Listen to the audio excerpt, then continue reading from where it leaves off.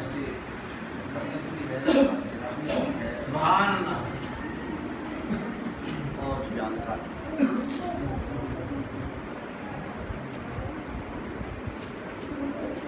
ایک تو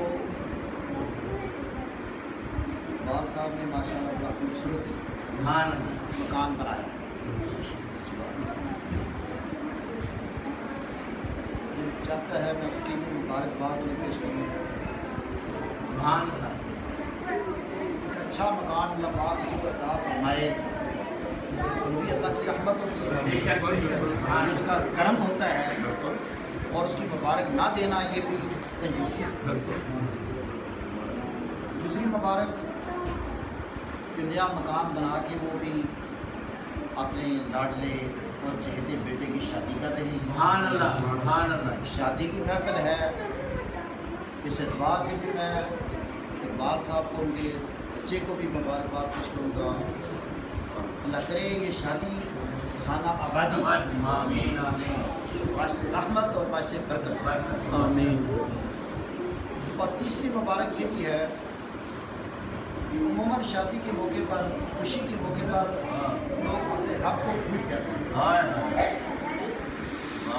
سبحان اللہ۔ اکبر الہ آبادی نے کہا تھا کسی موقع پہ، اکبر آدمی اسے نہ جانیے ہرگز کبھی۔ اکبر الہ آبادی نے بڑا خوبصورت یہ شعر کہا ہے، اکبر آدمی اسے نہ ہرگز جانیے کبھی، وہ کتنا ہی صاحب فہم و ذکا، کتنا ہی کوئی عقل مند ہو، وہ آدمی انسان کہلانے کے قابل نہیں۔ اکبر آدمی ہرگز نہ اسے جانیے کبھی، وہ کتنا ہی صاحب فہم و ذکا، جسے عیش میں یاد خدا نہ رہے، جسے ایس میں یاد خدا نہ رہے، جسے تیش میں خوف خدا نہ رہے۔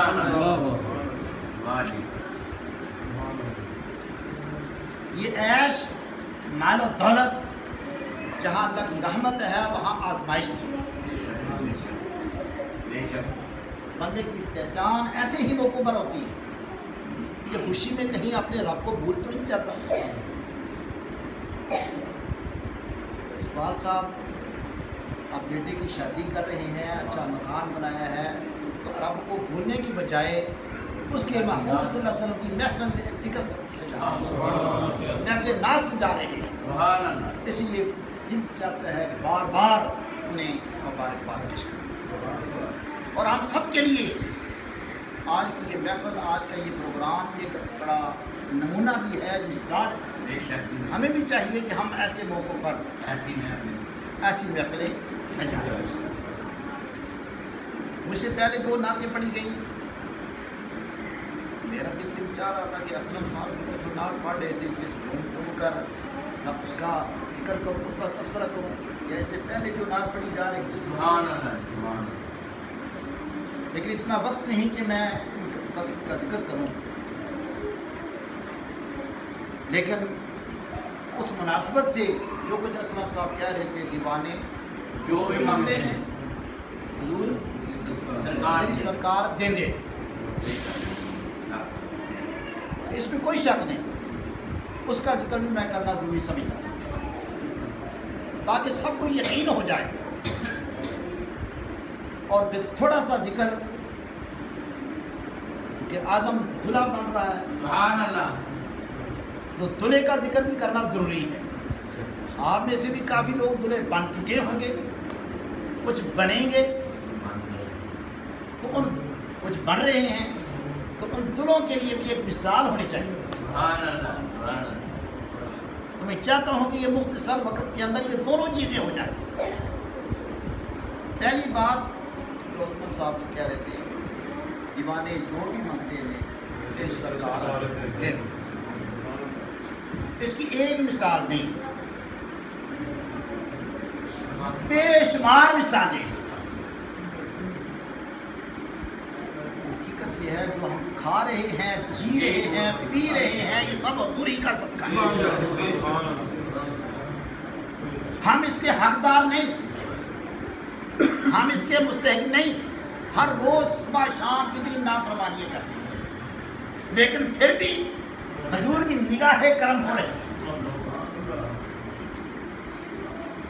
کون کون سی مثال کی، لیکن وقت کی مناسبت سے اس پر میرے ذہن کے اندر نام آ رہا ہے یار غار مصطفیٰ سبحان اللہ سبحان اللہ سیدنا صدیق اکبر رضی اللہ تعالیٰ عنہ۔ چونکہ بھائی جماعتی ثانی گزر چکا ہے، جماعتی ثانی گزر چکا ہے جو آپ کا یوم وصال بھی تھا، اس مناسبت سے میں چاہتا ہوں ذرا ذکر بھی ان کا ہو جائے اور اسلم صاحب کی بات کا جواب بھی ہو جائے۔ سبحان اللہ۔ حضرت سیدنا صدیق اکبر رضی اللہ تعالیٰ عنہ نے وصال سے پہلے یہ نصیحت فرمائی تھی کہ جب میرا وصال ہو جائے تو میری میت کو غسل دے کے تو میرا جنازہ در مصطفیٰ پہ رکھ دیں، دروازہ مصطفیٰ پہ میرا جنازہ رکھ دینا۔ یہ عقیدہ اللہ اللہ سبحان سبحان اللہ اس کا عقیدہ ہے حضرت صدیق اکبر رضی اللہ تعالیٰ عنہ کا۔ اور فضول جھگڑوں میں پڑے ہوئے میرا جنازہ در مصطفیٰ پہ رکھ دینا اور دروازے پہ رکھ کے اجازت مانگنا، یا رسول اللہ صلی اللہ علیہ وسلم آپ کا غلام حاضر ہے، سبحان اللہ حضور کا غلام حاضر ہے، اگر اجازت ہو تو یہاں اندر اس کو دفن کر دیں۔ میرا خیال بات سمجھ میں نہیں سبحان اللہ سبحان اللہ۔ یہ تو قبر انور بنی ہوئی ہے، روضہ رسول ہے، لیکن ابو بکر کا عقیدہ دیکھیں ہاں کہ میرا جنازہ وہاں رکھ کے پہلے حضور سے پوچھنا۔ گویا ابو بکر کو معلوم ہے حضور سنتے بھی ہیں، جواب بھی دیتے ہیں، نوازتے بھی ہیں، جو مانگیں گے وہ دیتے بھی ہیں، جو مانگتے ہیں دیتے بھی ہیں، صرف اپنی ظاہری حیات کے اندر نہیں۔ جب دنیا میں ظاہری حیات میں تھے یہ صرف اسی وقت نہیں دیتے تھے، آج بھی وہ بانٹ رہے ہیں۔ کوئی مانگنے والا ہو تو صحیح، کوئی سیاحت کرنے والا ہو تو صحیح، کوئی جوری پھیلانے والا ہو تو صحیح، آج بھی حضور اپنے غلاموں کو نوازتے ہیں۔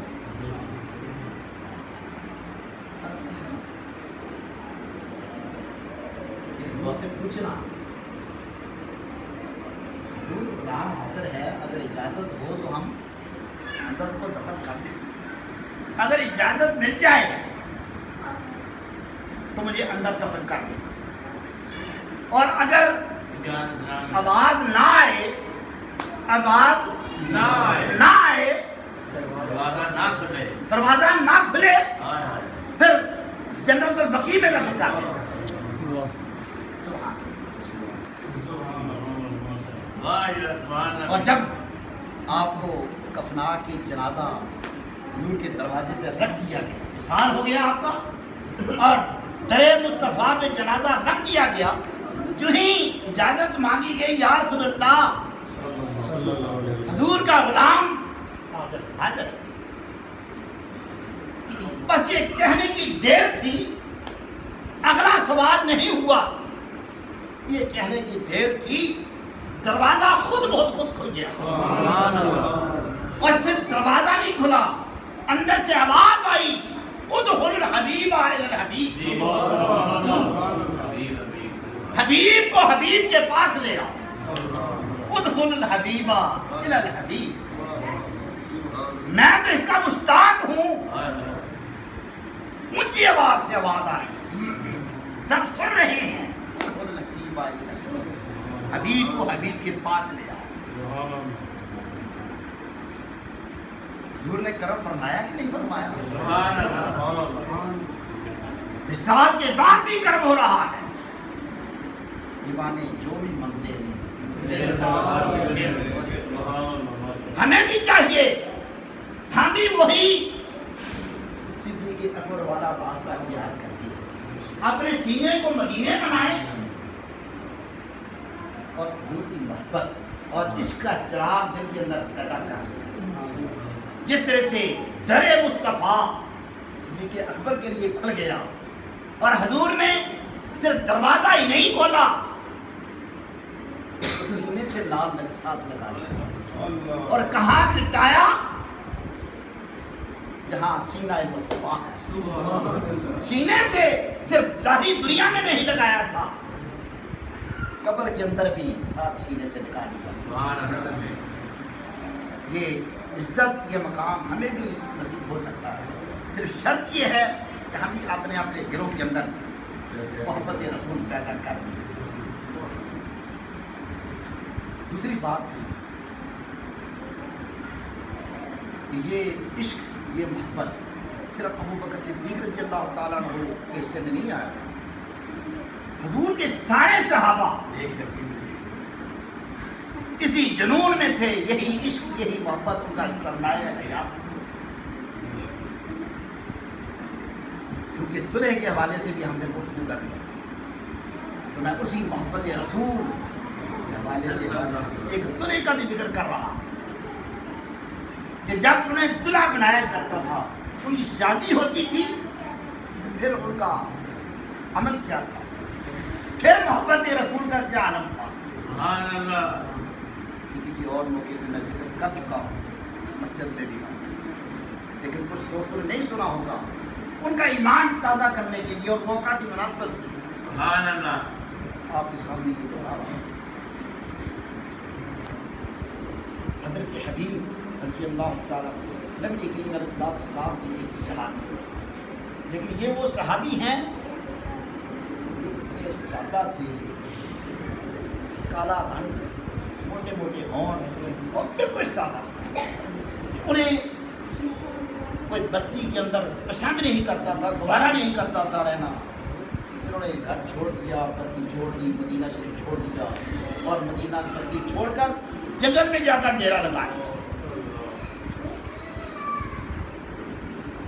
کچھ عرصہ گزر گیا وہاں، اور کچھ عرصے کے بعد باقاعدہ رسالت امام صلی اللہ علیہ وسلم کے اندر حاضر ہوئے، اور حاضر ہو کے بڑی سادگی سے عرض کی، یا رسول اللہ صلی اللہ علیہ وسلم، آپ کو معلوم ہے کہ حبیب جوان ہو گیا ہے؟ سبحان اللہ، خوش ہو گیا، یا رسول اللہ آپ کو معلوم ہے کہ حبیب جوان ہو گیا ہے؟ حضور مسکرائے، سمجھ گئے کہ حبیب کیا کرتا ہے، اسے یہ بھی معلوم ہے کہ مدینے والے تو مجھے پاس نہیں بیٹھنے دیتے، لیکن میرے آقا میری فریاد پھر بھی سنتے، جو مانگوں گا وہ دیں گے، دیوانے جو بھی مانگتے ہیں میں اس اہل ہوں یا نہیں ہوں، میں اس کے قابل ہوں یا نہیں ہوں، لیکن اس در سے کوئی خالی واپس نہیں جاتا۔ یا رسول اللہ حبیب جوان ہو گیا کہ میری شادی کو تو بندوبست کرنا چاہیے۔ میرے آقا مسکرائے اور مسکرا کے جواب دیا، آپ نے فرمایا حبیب اطمینان رکھو، بندوبست ہو جائے گا۔ حبیب خوش ہو گئے، تسلی ہو گئی، کوئی پاس نہیں بیٹھنے دیتا، لیکن جن کا کوئی سہارا نہیں اس کا سہارا حضور ہے۔ لبیک یا رسول اللہ، لبیک یا رسول اللہ، لبیک یا رسول اللہ، لبیک یا رسول اللہ۔ فرمایا حبیب بندوبست ہو جائے۔ کچھ ہی دیر گزری، ایک اور صحابی رسول حاضر ہو گئے اور عرض کرنے لگے، یا رسول اللہ صلی اللہ علیہ وسلم، میرے ماں باپ آپ پر قربان جائیں، میری بیٹی بڑی حسینہ جمیلہ ہے، بڑی سیدھی کا شعر ہے، اللہ کا فضل ہے میں مالدار بھی ہوں، تو میں چاہتا ہوں کہ میری بیٹی کے لیے ایسا ہی کوئی حسین کوئی دلہا تلاش کریں۔ یہ بات شاید آسانی سے آپ نہ سکتے ہیں، ایک طرف حضرت حبیب جنہیں کوئی پاس نہیں بیٹھنے دیتا، کوئی پسند نہیں کرتا، نبی نے اطمینان دلایا۔ جب دوسرے صحابی حاضر ہوئے اور انہوں نے جا کے گزارش کی، میرے آقا نے مسکرا کے فرمایا اطمینان رکھو، ہم اس بیٹی کے لیے ایسا ہی دلہا کوئی تلاش کریں۔ چلے گئے، نبی کریم علیہ السلام نے حضرت حبیب کو بلایا۔ انتخاب کے ساتھ کس کا ہوا؟ حضرت حبیب کا۔ مدینہ میں بڑے بڑے خوبصورت تھے، حسن جمال کے پیکر تھے، بڑے بڑے مالدار تھے، لیکن نگاہ مصطفیٰ پڑی تو کس پر پڑی؟ سبحان اللہ۔ جسے کوئی پسند نہیں کرتا اسے آقا پسند کر رہے ہیں، کیونکہ حضور ظاہر کو نہیں دیکھتے تھے، باطن کو دیکھتے تھے، صورت کو نہیں دیکھتے تھے، سیرت کو دیکھتے تھے، عمل کو نہیں دیکھتے تھے، اس کی محبت کو دیکھتے تھے۔ نبی کریم علیہ السلام نے حضرت حبیب کو بلا لیا اور حضرت حبیب کو بلا کے فرمایا حبیب مبارک ہو، حبیب مبارک ہو، تیری شادی کا بندوبست ہو گیا۔ سبحان اللہ، سبحان اللہ۔ مختصر کر رہا ہوا، حضرت حبیب کو فرمایا کہ حبیب فلاں گھر چلے جاؤ، دروازے پہ دستک دینا، جب گھر والے باہر نکلے تو انہیں جا کر سلام بھی میری طرف دینا اور جا کے اپنا مقصد بھی بیان کرنا۔ حضرت حبیب یہ دروازہ کھٹکایا، وہی شخص، وہی صحابی باہر نکلے، اپنے دروازے پر حبیب کو دیکھا، میں حیران ہوئی کہ ہم نے سنا ہے حضور کے ایک صحابی ہے جنگل میں رہتے ہیں۔ پوچھا کیا نام ہے تمہارا؟ بتایا میرا نام حبیب ہے۔ کہاں رہتے ہو؟ کہا جنگل میں، جھونپڑی میں رہتا ہوں۔ کیسے آئے ہو؟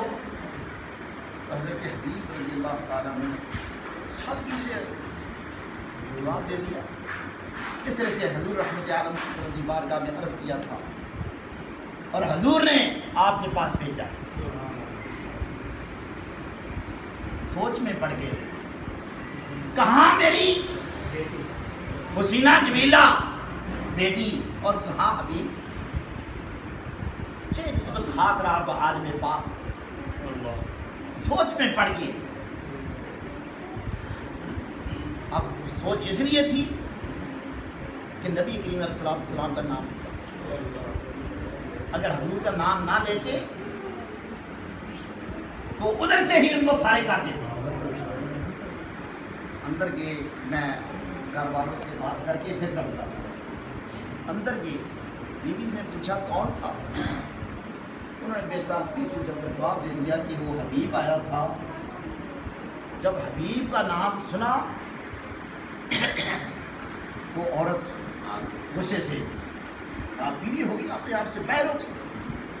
کیوں آیا تھا حبیب؟ کون ہوتا ہے ہمارے دروازے پہ آنے والا؟ بتایا وہ کہتے ہیں کہ نبی کریم علیہ السلام نے مجھے بیٹی کے رشتے کے حوالے سے بھیجا ہے۔ تم خاموشی سے آگے ہو اندر، اسے دو تھپڑ کیوں نہیں لگائے؟ وہ کون ہوتا ہے میری بیٹی کا نام دینے والا؟ جھگڑا بڑھ گیا، اور جب جھگڑا بڑھ گیا تو وہ دلہن جس کی شادی کے لیے حضور سے عرض کی گئی تھی یا رسول اللہ کوئی ایسا دلہا تلاش کرے کہ جو میری بیٹی کی طرح سے ہی خوبصورت ہو۔ جب دیکھا کہ میرے ماں باپ کے درمیان جھگڑا بڑھ گیا، حضرت حبیب نے تو سنا، وہ تو بات کہیں عورت باہر نہ نکلے اور باہر نکل کے مارکیٹ اور وہ بچی باہر نکل آئی اور باہر نکل کے ان سے بات کی، اماں جان کیا بات ہے، کیوں جھگڑ رہے ہو؟ اس نے بڑی محبت کے ساتھ کہا کہ حبیب آیا تھا اور تیرے ابو سے ملا اور ابو نے اسے کچھ بھی نہیں کہا، مجھے آ کے میرے ساتھ مشورہ کر رہی ہیں۔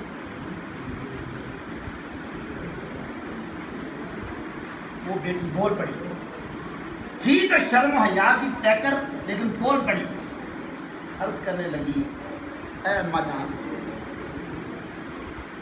حبیب خود آیا تھا یا کسی نے بھیجا تھا؟ حبیب خود آیا تھا یا کسی نے بھیجا تھا؟ جب اس صحابی رسول نے بتایا جو کہتا تھا مجھے آقا صلی اللہ علیہ وسلم نے بھیجا، وہ بیٹی بول پڑی اماں جان اگر سرکار دو عالم صلی اللہ علیہ وسلم میرے لیے حبیب کو پسند کرے، سبحان اللہ، میرے لیے حبیب کو پسند کرے، حبیب کو میرے گھر بھیجے، اس سے بڑی میری معراج کیا ہو؟ تمہیں قبول ہو یا نہ ہو مجھے قبول ہے۔ سبحان اللہ،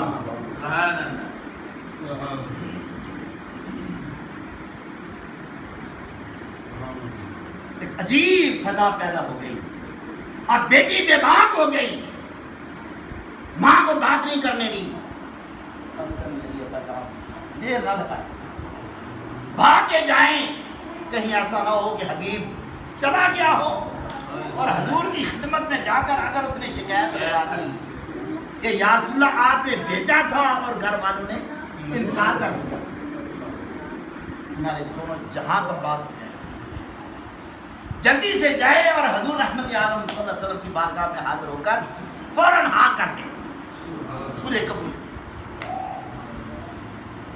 محترم یہ جب وہ صحابی وہاں پہنچے معلوم ہوا کہ ابھی وہاں مجلس قائم تھی اور حضرت حبیب دور بیٹھے تھے، ابھی موقع نہیں ملا تھا بات کرنے کا، بڑے خوش ہوئے، ادھر ہی حبیب کو اس کے کانوں میں بتا دیا حبیب میرے آقا سے شکایت نہ لگانا، آقا سے شکایت نہ لگانا، میں معافی مانگتا ہوں اور تو میری بیٹی کے لیے قبول ہے۔ مجلس ختم ہوئی، حضور کی بارگاہ میں عرض کی گئی، حضور نے حبیب کو مبارک دی، حبیب تجھے مبارک، رشتہ طے ہو گیا، اور رشتہ جب طے ہوا حضور نے حبیب کو خوش سناتی ہوئی فرمایا کہ حبیب جاؤ جا کے تیاری کرو اپنی شادی کے لیے، جو کچھ بھی تمہارے پاس ہے وہ بیچ کے شادی کے لیے جو کچھ تو خرید سکتا ہے وہ خرید۔ حضرت حبیب گئے بازار کے اندر خوشی خوشی، جسے امید نہ ہو کسی چیز کی اور اسے ایسی چیز مل جائے، بازار میں جا کر خریداری ہو رہی ہے، شادی کے لیے سامان خرید رہے ہیں، بڑی خوشی کا عالم ہے۔ اسی دوران ایک اور صحابی وہاں سے گزرے بازار میں سے اور حبیب کو دیکھا بازار میں کہ یہ خریداری کر رہا ہے، یہ جنگل میں رہتا ہے، پوچھا حبیب آج بڑے خوش لگ رہے ہو، خریداری کر رہے ہو؟ اس نے کہا تجھے نہیں پتا، تجھے نہیں معلوم کہ کل میری شادی ہے، کل میری شادی ہے، میں شادی کے لیے سامان خرید رہا ہوں۔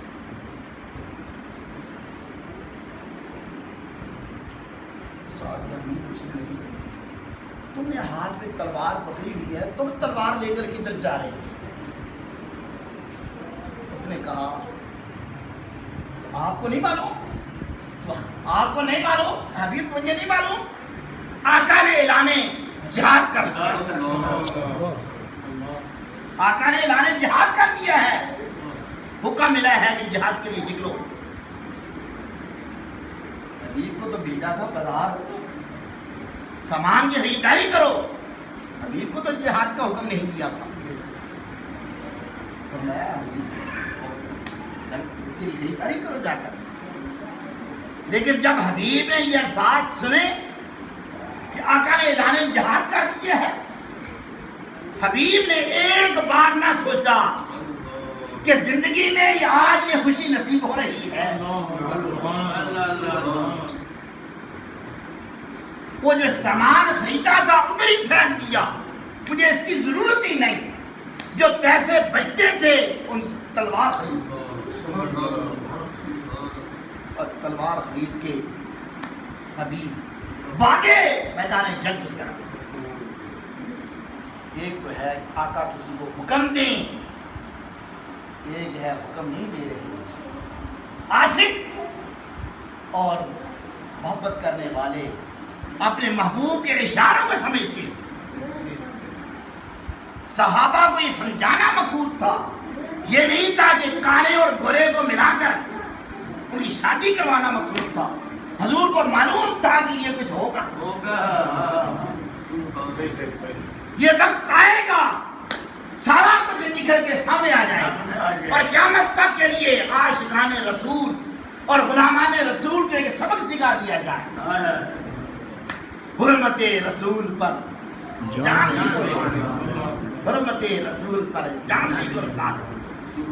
شادی تو معمولی چیز ہے، تلوار لی بھاگے اور میدان جنگ میں جا پہنچے۔ لڑائی ہوئی، لڑائی کے بعد نبی کریم علیہ السلام نے حکم دیا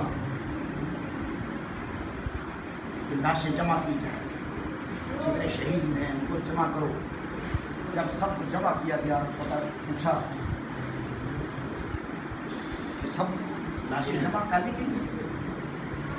اور میں عرض کیا گیا یا رسول اللہ سب جمع کر دی، اب کوئی باقی نہیں رہا۔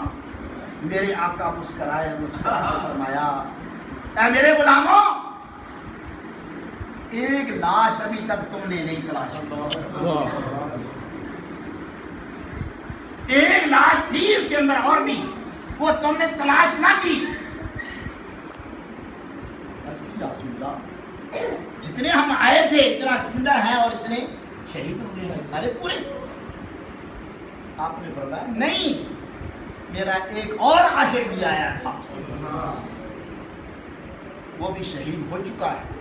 گویا نگاہ مصطفیٰ حضرت حبیب کو ان کے گھر سے لے کر بازار سے لے کر میدان جنگ تک دیکھ رہی تھی۔ حبیب کل کہاں تھا، آج کہاں ہے اور اس وقت کہاں ہے؟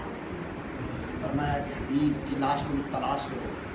صحابہ حیران ہو گئے کہ حبیب تو جنگل میں رہتا ہے، اسے کیا معلوم ہے جہاد کا؟ فرمایا حبیب بھی آئے لیکن تمہیں اس لیے لاش نہیں ملی کہ جب حبیب شامل ہوا تھا میں جنگ کے اندر تو آمنے سامنے فوجیں کھڑی تھی، حبیب کو یہ نہ پتہ چل سکا کہ صحابہ کی صفیں کون سی ہیں اور دشمنوں کی کون سی ہیں۔ وہ جیسے جہاد میں سیدھا جب بھاگا انہی کی صفوں میں چلا گیا، وہاں جا کے اسے پتہ چلا تھا یہ تو کافروں کی صفیں۔ پھر حبیب نے تمہارے اندر شامل ہونے کی بجائے اس نے کہا آیا تو ہوں جان قربان کرنے، آیا تو ہوں لڑنے کے لیے، یہیں سے جہاد کیوں نہ شروع کر دو۔ پھر جس بہادری سے لڑے اس نے کتنے لوگوں کو واسطے جہنم کیا اور لڑتے لڑتے وہ شہید ہو چکے۔ مختصراً یہ کہ ان کی لاش کو تلاش کیا گیا، لاش مل گئی۔ جب لاش مل گئی اور جب دفن کرنے کی باری آئی، پہلے بھی تو کافی جنازے دفن کیے گئے تھے، لیکن جب باری آئی حضرت حبیب کی دفن کرنے کی، نبی کریم علیہ السلام آگے بڑھے اور حبیب کی میت کو خود کرنا خود کندھوں پہ اٹھایا۔ میں سمجھتا ہوں آسمان پر دھوم مچ گئی، فرشتے بھی جھک جھک کر سلامی دے رہے ہوں گے حضرت حبیب کو۔ نے جنازہ اٹھایا، اب چلتے ہیں، قدم اٹھا کے زمین پر رکھنے لگتے ہیں لیکن پھر اٹھا کے پھر پیچھے رکھ لیتے ہیں، پھر اٹھا کے رکھنے کی کوشش کرتے ہیں، پھر پیچھے رکھ دیتے ہیں۔ قبر تک پہنچتے کئی گھنٹے لگ گئے۔ پھر جب قبر کے اندر اتارنے کی باری آئی، نبی کریم علیہ السلام خود قبر انور کے اندر اترے، خود قبر کے اندر اترے اور حضرت حبیب کو اپنے مبارک ہاتھوں پر لینے کے لیے۔ صحابہ نے جب یہ منظر دیکھا تو صحابہ کی چیخیں نکل گئی کہ کاش آج حبیب کی جگہ میری میت ہو، کہ حضور اپنے ہاتھوں پہ لے کر مجھے قبر میں دفن کر دیں۔ لیکن حضور مسکرا رہے تھے، صحابہ رو رہے ہیں، حضور ہنس رہے ہیں۔ دفن کرنے کے بعد صحابہ کرام نبی کریم علیہ السلام سے پوچھا، بات ختم کر رہا ہوں، یا رسول اللہ صلی اللہ علیہ وسلم، باقی میتیں بھی تو دفن ہوئی، لیکن جب حبیب کی باری آئی کئی گھنٹے لگے قبر تک پہنچتے ہوئے، ہم نے دیکھا کہ قدم اٹھا کے رکھنے لگتے، پھر اٹھا کے پیچھے، پھر رکھنے لگتے، پھر پیچھے کر لیتے۔ یا رسول اللہ یہ کیوں ہوتا تھا؟ اور دوسری بات ہم نے دیکھی کہ جب قبر کے اندر اتارنے کی باری آئی سب رو رہے تھے اور آپ ہنس رہے تھے، آپ مسکرا رہے تھے کہ یا رسول اللہ اس کی کیا وجہ ہے؟ آپ نے فرمایا کہ جس وقت حبیب کی میت کو کندھوں پر اٹھا کر میں چل رہا تھا تو تمہاری نگاہیں تو صرف اپنے ہی ساتھیوں پر تھی، لیکن نگاہ مصطفیٰ ان فرشتوں کو دیکھ رہی تھی جنہیں خالق کائنات نے حبیب کا جنازہ پڑھنے کے لیے زمین پر بھیج دیا۔ جاؤ فرشتوں تم بھی جا کر حبیب کے جنازے میں شامل ہو۔ اور کتنی تعداد میں تھے وہ؟ اتنی تعداد تھی کہ مجھے زمین پر قدم رکھنے کے لیے جگہ نہیں ملتی، جب بھی قدم اٹھا کے نیچے رکھنے لگتا وہاں ایک فرشتہ موجود ہوتا، مجھے جگہ نہیں مل رہی تھی۔ میں حیران، فرشتے حبیب کا جنازہ پڑھنے کے لیے آئے تھے، اور میں جب قبر کے اندر اتارنے کی باری آئی تم تو دیکھ رہے تھے صرف ہم ہی حبیب کو قبر کے اندر اتار رہے تھے، لیکن میں کبھی دیکھتا فرشتوں کو اور جب قبر کے اندر دیکھتا تو قبر کے اندر حوروں کا جلوس تھا، باہر فرشتے اندر حورے، اور حورے سب حورے دیکھتا ہے ہاتھ اٹھائے ہوئے، اور ہاتھ اٹھا کے ہر حور ایڑیاں اٹھا کر کوشش کر رہی ہے کہ کاش حبیب میرے حصے میں آ جائے۔ اس وقت اس مدینے کے صحابی کو بھی بات سمجھ آئی کہ اگر آقا نے میرے لیے میری بیٹی کے لیے انتخاب فرمایا تھا اس میں بھی کوئی حکمت تھی۔ حبیب تو وہ ہے، یہاں میری بیٹی جیسے ہزاروں نہیں لاکھوں بیٹیاں قربان، وہاں تو حوریں اس پر قربان ہو رہی ہیں، حوریں اس کا استقبال کر رہی ہیں۔ اقبال شاید ایسے ہی موقع پہ بولا ہے، اقبال نے کہا کہ محمد سے وفا ہم تیرے، یہ جہاں چیز ہے کیا وہ قلم تیرے ہے، تو بھی آقا کا بن جا، تو بھی اپنے دل میں حضور کی محبت بسا دے، پھر دیکھ اس کا نتیجہ کیا نکلتا ہے۔ فرشتے تجھ پر درود و سلام بھیجیں گے، حوریں تجھا استقبال کریں گی۔ اور صرف اقبال نے نہیں کہا، یہ خود قرآن نے بھی اعلان کیا، قُلْ إِن كُنتُمْ تُحِبُّونَ اللَّهَ فَاتَّبِعُونِي يُحْبِبْكُمُ اللَّهُ۔ تم میرے محبوب سے محبت کر کے تو دیکھو، عشق کر کے تو دیکھو، میں تمہیں اپنا محبوب بنا لوں گا۔ جب تم میرے محبوب بن جاؤ گے، تم میرے محبوب کے بن گے، میں تمہیں اپنا بنا لوں گا۔ جب میں اپنا بناؤں گا تو پھر کائنات کا ذرہ ذرہ تمہارا غلام بن جائے گا۔ آج کی محفل کا یہ ایک سبق ہمارے لیے یہ ہے کہ دوستو اپنے اپنی سینوں کے اندر، نوجوانوں اپنے اپنی سینوں کے اندر محبت رسول پیدا اور اتباع رسول کا وہی جذبہ آج ہمیں اپنے اندر پیدا کرنے کی جو حضرت حبیب نے ہمارے سامنے پیش کیا، شادی کو قربان کر دیا، اپنی ہر خوشی کو قربان کر دیا، اور ہر چیز قربان کر کے محبت رسول پر سب کچھ قربان کر کے جان بھی قربان کر دی، اور اس کا نتیجہ کیا نکلا؟ آسمان والے دل پر رحمت برسا رہے ہیں، پورے استقبال کر رہے ہیں، زمین ان کے لیے محبتوں کے آئیے ہم بھی نبی کریم صلی اللہ علیہ وسلم کی سچی غلامی کا حق ادا کرتے ہوئے ہم اس سچے غلام بننے کی کوشش کریں، پھر اس کا نتیجہ یہ ہوگا کہ محمد سے وفا تیرے ہم تیرے ہیں، یہ جہاں چیز ہے کیا وہ ہمارے نا